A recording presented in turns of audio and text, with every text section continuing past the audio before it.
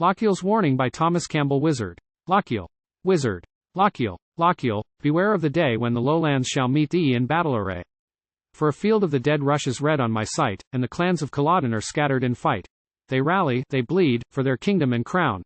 Woe, woe to the riders that trample them down. Proud Cumberland prances, insulting the slain, and their hoof-beaten bosoms are trod to the plain. But hark! Through the fast flashing lightning of war, what steed to the desert flies frantic and far?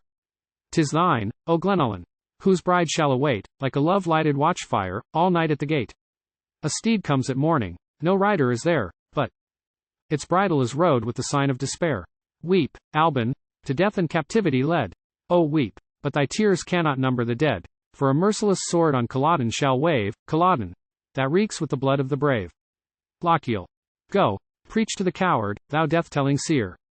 Or, if gory Culloden so dreadful appear, draw, dotard, around thy old wavering sight, this mantle, to cover the phantoms of fright. Wizard. Ha! Lock'st thou, Lochiel, my vision to scorn? Proud bird of the mountain, thy plume shall be torn. Say, rushed the bold eagle exultingly forth, from his home, in the dark rolling clouds of the north? Lo! The death shot of foemen outspeeding, he rode companionless, bearing destruction abroad, but down let him stoop from his havoc on high. Ah! Home let him speed, for the spoiler is nigh.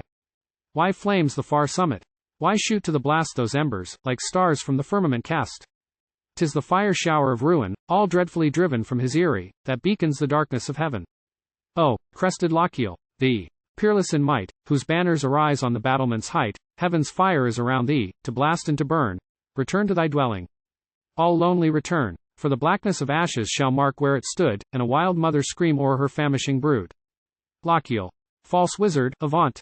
I have marshalled my clan, their swords are 1,000, their bosoms are one. They are true to the last of their blood and their breath, and like reapers descend to the harvest of death. Then welcome be Cumberland's steed to the shock. Let him dash his proud foam like a wave on the rock. But woe to his kindred, and woe to his cause, when Albin her claymore indignantly draws, when her bonneted chieftains to victory crowd, Clan Ranald the dauntless, and Moray the proud, all plaided and plumed in their tartan array. Wizard. Lochiel, Lochiel, beware of the day. For, dark and despairing, my sight I may seal, but man cannot cover what God would reveal. 'Tis the sunset of life gives me mystical lore, and coming events cast their shadow before.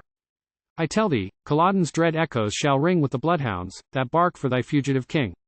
Lo! Anointed by heaven with the vials of wrath, behold, where he flies on his desolate path.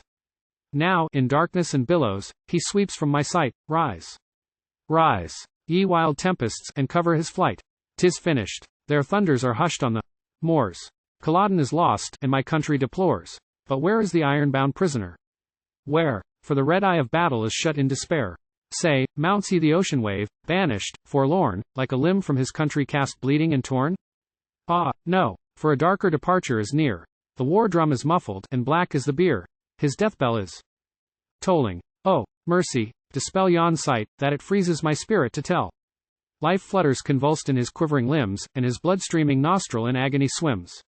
Accursed be the faggots that blaze at his feet, where his heart shall be thrown, ere it ceases to beat, with the smoke of its ashes to poison the gale. Lochiel. Down, soothless insulter, I trust not the tale, though my perishing ranks should be strewed in their gore, like ocean weeds heaped on the surf-beaten shore. Lochiel, untainted by flight or by chains, while the kindling of life in his bosom remains, shall victor exult, or in death be laid low, with his back to the field, and his feet to the foe. And leaving in battle no blot on his name, look proudly to heaven from the deathbed of fame.